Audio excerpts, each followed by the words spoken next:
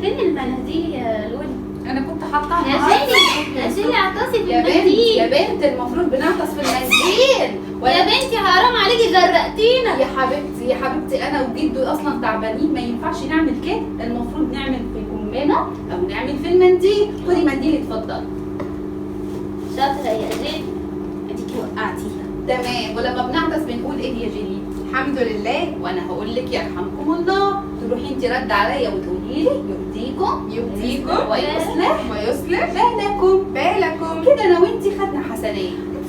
شاطره. نقول ايه؟ الحمد لله. يرحمكم الله، يهديكم يهديكم ويصلح ويصلح بالكم. بالكم. عارفه احنا خدنا حسنات ليه؟ ليه؟ عشان قال رسول الله صلى الله عليه وسلم اذا عطس، قولي معايا، إذا عطس احدكم أحدكم فحمد الله فحمد الله فشمته. فشمتوا. صدق رسول الله. صدق رسول الله. انت بقى احفظيها عقبال ما نايم جدك، عشان هو نايم، بدل ما ماشي. يشرب القهوه نايم. ماشي يا تيتا.